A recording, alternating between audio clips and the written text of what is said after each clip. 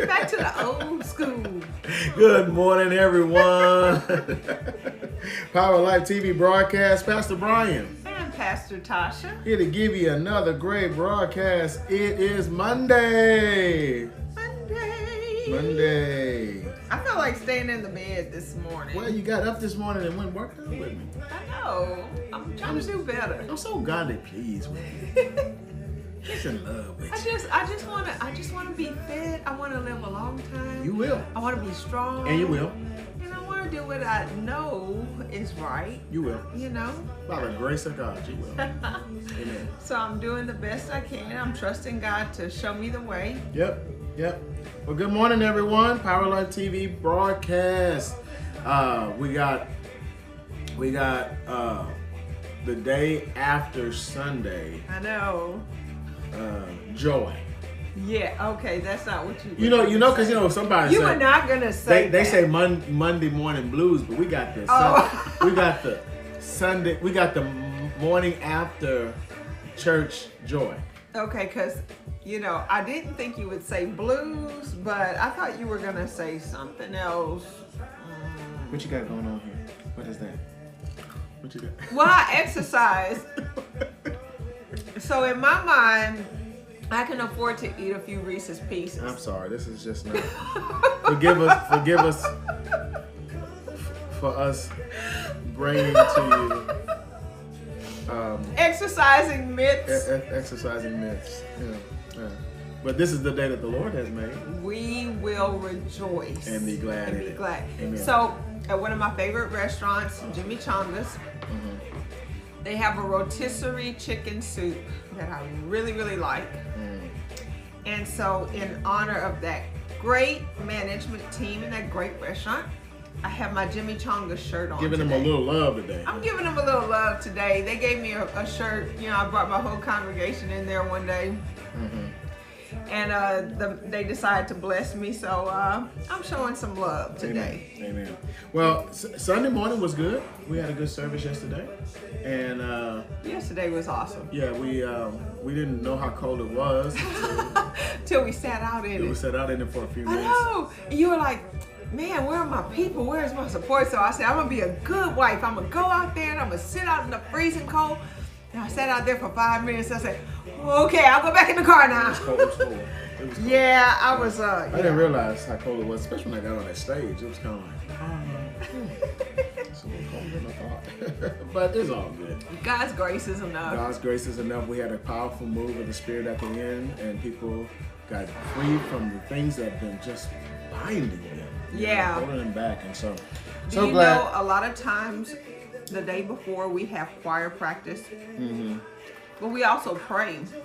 And the Lord started showing me how yokes would be removed in the service. Yeah. I was like, wow, Lord. Yeah. I said, what else you got? Yeah. That's good. Yeah.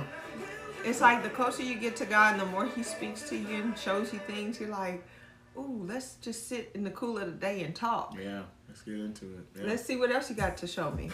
That's right. Well, we're dealing with the power of communication right now, and for the past week we talked about the 4 most corrosive communication patterns of behavior. I think we stopped at 3. Yeah, behavior patterns, and these are indicators of divorce. And I know this sounds like, why would you talk about divorce? Well, I think if you know what to do to stop it, then you know what to avoid. You know what to avoid. Yeah. I was looking for a saying there. I know one thing the Lord showed me, because I was like, Lord, what are you teaching me in this? Right. Because there was a lot of things that I was seeing that I didn't want to do. So when I was in college, I took a course on marriage and family, and our professor at the time talked to us about the Dr. Jane Alderman scale of marital satisfaction, and it showed that early in marriage that people were highly satisfied, when they were in this honeymoon stage and everything was going great. And right along the time that the first children would start coming along, the marriage satisfaction rate would begin to go down. And it would stay down until the children got older and moved out.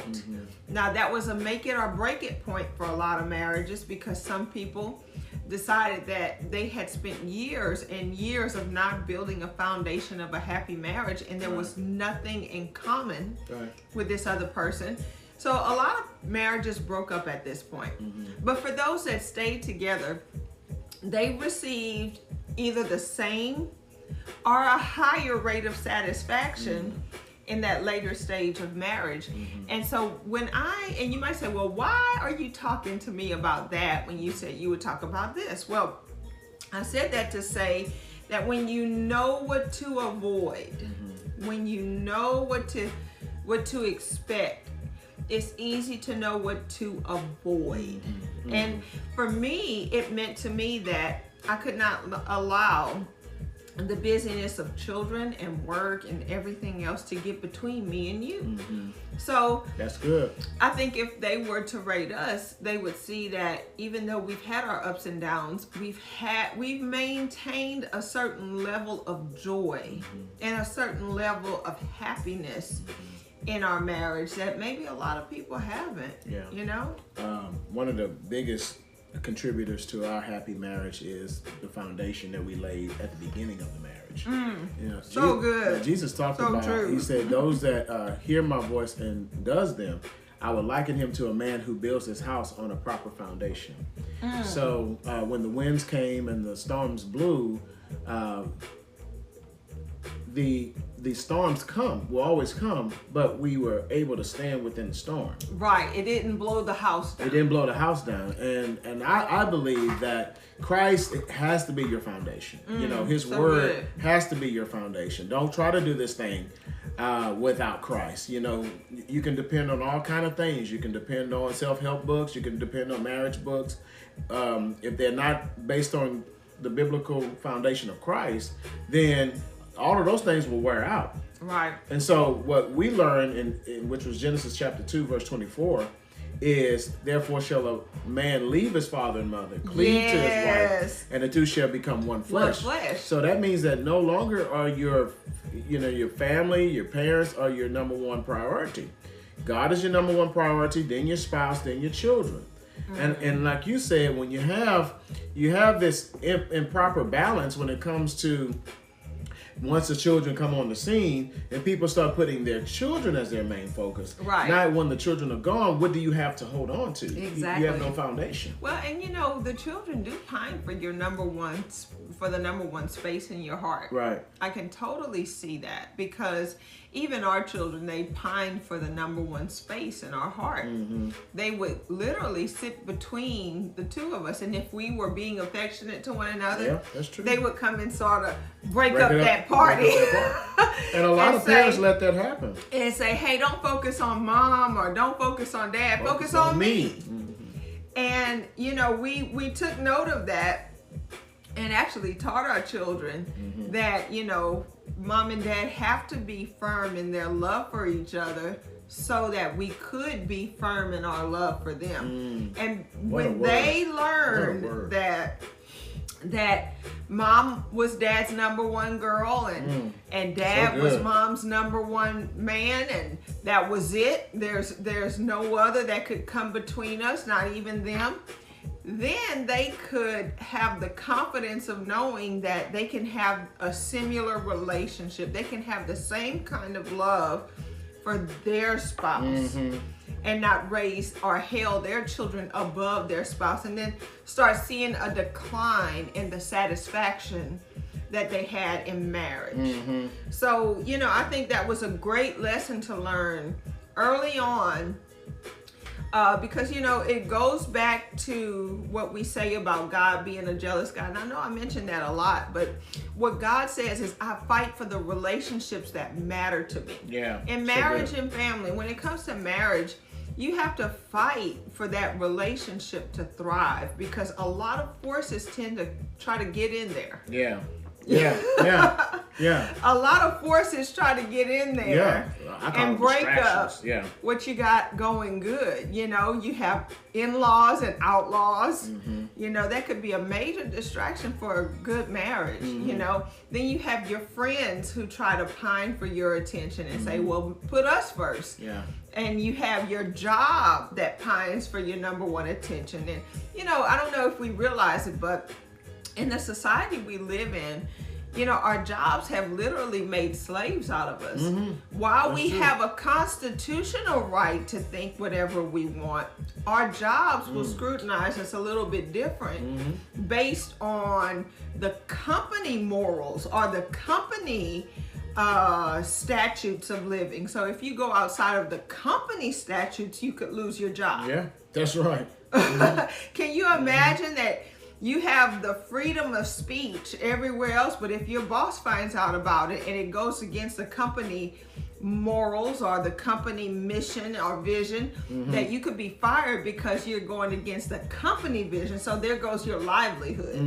You know, so you know, and I'm saying all this to say that that we should put our faith in God and that we should place our marriage in a high place of importance instead of putting our trust in and our faith in and prioritizing things like our job, you know, which could come and go based on how well you perform or live up to the moral aptitude of your company. You know, and everything you're saying, I think it all goes back to what we said, and the whole purpose for this show is the power of communication. Yeah. So you got to learn how to communicate. You know, that there is a lost art of communication. And you call it a show. I don't consider this a show. I consider this a time of devotion to God. I'm devoting my time and energy to God, but we're discussing matters that are of importance to the Christian who has devoted their life to God. Yeah, and when I say show, I just mean, you know, morning show. I'm not I guess I'm not trying to make it, you know, what it's not. I do know that what people are getting out of these times of just intense word is help. They're getting help. They're getting answers. They're getting revelation. Yeah. I think some people maybe even, and you can do it as let me know on Facebook here or YouTube. How did you look at marriage when you first got married? How did you look at relationships? You know, did you look at nobody? How did you see it then? Yeah, nobody comes before my parents. Nobody comes before my children. Nobody comes before my job. How do you look at that? I will never forget. You know, asking my dad to do something before I asked you, and that was just not a good thing because in your mind, I was prioritizing, and I was prioritizing my father above you, my husband, and I didn't even realize it at first. And a lot of times we will try to get in this defensive state of mind and say, well, no, it wasn't that, but yes, it is. Yeah. If your husband says it's important, or if your spouse says it's important, it's important. But what helped us in that situation? Emotionally, you feel some kind of way. Right, emotionally, and you want to defend yourself. You get to this place called defensiveness. Oh my God, and instead of, I know at some point I was kind of like feeling some kind of way, but I remember the Holy Ghost saying, tell your wife why that's a problem. Yes. Tell her Don't why. just get mad. Don't just get mad. And a lot of times people do that. It's 0 to 10. And now your husband doesn't even know what's wrong, or your spouse doesn't even know what's wrong with you. Yeah, you're like, I don't know what's his problem. Yeah. He's just crazy. Yeah, and it's not that. We do this thing called, which we haven't mentioned yet, but it's called stonewalling. We do this thing called stonewalling, like I don't want to talk to you, I don't want to mess with you, I don't want to play with you, and all this kind of things. And the person doesn't even know why. Right. So the power of communication is simply talking, having what we call a free zone, and say, you know what? When you said that to me, this is how I felt. This is how I felt. Yeah, I think I feel, and it had nothing to do with, you know, if you're always coming at the communication like you're always doing this and you're always saying this, well, then that's not fair. And a narcissistic person will defend their actions down to the letter. Right. And say, well, this is why I did this, and you're being ridiculous, and since you're being ridiculous. I'm going to ignore you. But a person who is empathetic does this. They see the importance of how another person feels. So good. So good. And they don't just have that sense of importance in words, but in deed. Yeah. If I value you, then I value how you feel. And what's important to you is now important to me. I know this is helping somebody because maybe you don't have the words to express your frustration in your relationship. But these are the words. When you devalue my feelings, you in essence devalue me. Right. And that word defensiveness, it also comes, another meaning is innocent victimhood. So you're always playing the victim role, always playing the victim card, and it's always somebody else's problem. Somebody else is always to blame. Someone else is to blame, and why is everyone treating me like this? And one of the big things that I had to get out of is you always this. I'm always that, and that's such a horrible indictment. Right, and to turn your attention back to you when someone else is saying, I'm hurting. I'm hurting. Yeah, come on. I think I feel this way. I believe that, these actions have caused me to feel a certain way. And then when it gets your way, you say, well, it's all your fault. To always turn the table on the other person. And it's always the other person's fault that they feel that way without acknowledging that maybe you have done something to cause a person to feel a certain way, then that is, that is like a narcissistic type response to your spouse when they come to you with a problem. Yeah. And, going back to the story of what happened, so we did talk about it, and I said, well, this is how this made me feel. And once you heard my pain, you didn't listen to my words. Right. You heard my pain. And I had to understand why. And I want to say something to you in this powerful art of communication. Stop listening to the words. Right. Listen for the hurt. Because a lot of times when people are angry or they're frustrated or they're feeling some kind of way, you take it as an attack towards you. Yeah, And I think we all go through this, and I shouldn't say that, but we do sometimes. We all go through this because we feel like, why are you attacking me? And the person is not attacking you. It's not about you. It's just saying, I want you to hear me. I want you to understand what I'm going through. So you stop listening to my words, or you didn't listen to my words, and you listen for my hurt, and you say, I apologize. And that just created a whole new level of intimacy in our because relationship. what happens when you do that is you validate your spouse. You add value to your spouse. If you say that your spouse is your number one priority, then you must value their feelings. That's so good. You must value what's valuable to them. You can't just simply ignore or put down, what's causing them turmoil. Yeah. You can't do that. Yeah. But people who have these negative and dysfunctional behavior patterns in their marriage, they're going to have problems. If you're constantly criticizing, if criticism is your go-to, if the first thing you do when you see your spouse is you find something wrong with the way they dress, the way they comb their hair, the way they take a bath, the way they brush their teeth, the way they, do the way they live and be themselves. If your constant communication is based on criticism, then you're not going to have that joy in your marriage.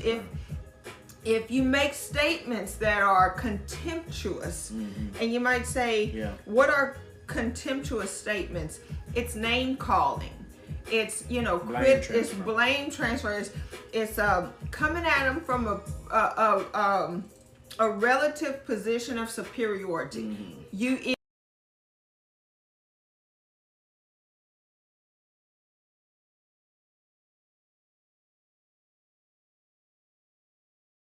to come from in marriage where you're putting them down intellectually.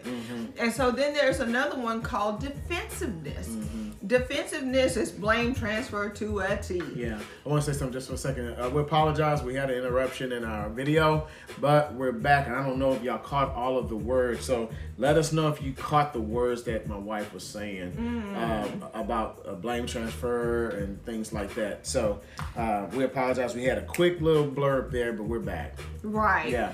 And so then the next one that we want to highlight today is this thing called stonewalling. Now, when I say stonewalling, you might not be able to quite identify what it is, but you know it when you see it because you're talking to someone who has TV face. You know what TV face is? That's when your spouse is what? Is watching. I'm sorry, I was watching the game. You see, I'm not about to. I'm not even about to go there. But for instance, they might be watching the game. When you go to talk to your husband and they're watching the game, you might get game face. Their eyes never leave the TV, but their face could turn toward you and even nod or seem to be acknowledging what you're saying, but they're not really hearing. So I have something to say to that. When you are okay. What could you say? In our time of teaching on communication, there's a portion of this communication called plan a peace conference or plan a time. But we're not there yet, are we? Plan a time to talk. I know we may not be there, but I just want to say this real quickly. A lot of times, especially when it comes from women to men, y'all want to talk at times that are most inconvenient. Jesus, help me right now. They're most inconvenient, and I just want to thank you for these Reese's and the Pieces Super because Bowl, it has given the me some Super level of Bowl peace. is on, and you want to talk about how the neighbor down the street did not pick up their garbage, and I'm like, at this point, I don't care. So here's my marriage tip when it comes to communication. Pick your battles. Find a good time to talk. Not when you're sleepy, not when you're hungry, and not when the game is on. But to me, okay, I'm back. There comes a time after you've watched football all day. I'm back. Anyway, at some point you have to communicate, okay? Yeah, yes. You cannot keep the football game on. Carla is cracking up laughing right now. And then get upset because somebody want to talk to you. Yeah. Okay, yeah. We're back. We're back. So somebody said, "Yes, Lord." Right. I think Margie's on my side. Stonewalling is to emotionally withdraw from interaction. Now we're talking about TV face, but there's a lot of times that you're stonewalling. Yeah. There was a time that I was a Facebook fiend, okay? I was on Facebook a lot. And it bugged you. Right. You're like, every time I try to talk to you, you're on Facebook. So I made a decision. I got off of Facebook so much. In fact, I'm rarely on Facebook now. I'm on Facebook for broadcasts and I might get on there for a few minutes, but I'm not in there a lot. And the reason why is because it was causing a barrier between us. I was in essence saying, I'm doing this, you doing that, leave me alone. Right. And so there was an example we used to use about this lady, and she would try to talk to her husband. Her husband was always watching TV, and this woman got a hammer, and she was trying to talk to her husband. Her husband was giving her TV face, and she smashed that TV. Because that TV was the problem, right? Yeah. No. It wasn't the TV. It was the stonewalling. Yeah, that's good. It was the emotional withdrawal from interaction. And sometimes you can argue for so long and never reach a conclusion that stonewalling is a game you play. Yeah, that's good. I've always said that I thought women did it well, but I think men do it well too. Yeah. It's called PlayStation 5. It's called Xbox One. I mean, yes, men do it well too, because I think a lot of times in our own particular story, I when we first got married, I played video games. That was my thing. You know, goodness. I took it from college and I graduated and became a pro. You know, Yes. and so I would play video games all of the time. There was video games. Yeah. There was football. There was basketball. And Yeah. at sometimes That's right. there was baseball. Yeah. I'm like, when am I gonna ever talk to this man? Yeah. I didn't like soccer. Thank God. But when we talked, we communicated, and you made this statement. You said, you know, now is it going to be me or this video game? And I know it was a soft ultimatum, but it was an ultimatum nevertheless. Is it going to be me or this video game? I had some real decisions to make, and I think here's what it had started to be a pride. But here's the thing that comes with communication. You can't be prideful. No, you can't. And you can't always throw in, well, you're always attacking me. That's like we said, you can't play the victim card all the time. So I was stonewalling and getting mad, Right. because you calling out my stonewalling. So here's what this is a game that people often play in an argument. If you get mad at me, I'm gonna get madder. Or get even, yeah. Or I'm gonna make you wish you never talked to me about this thing. Mm-hmm. And to me, you know, Right. I wasn't gonna be a nag Mm-hmm. about anything, you know, but I would adjust. Yeah. And maybe in a way you wouldn't like, who knows? But I just felt like this is such a huge problem. I knew it was a problem when I worked all day and came home and my living room was full of these Guys.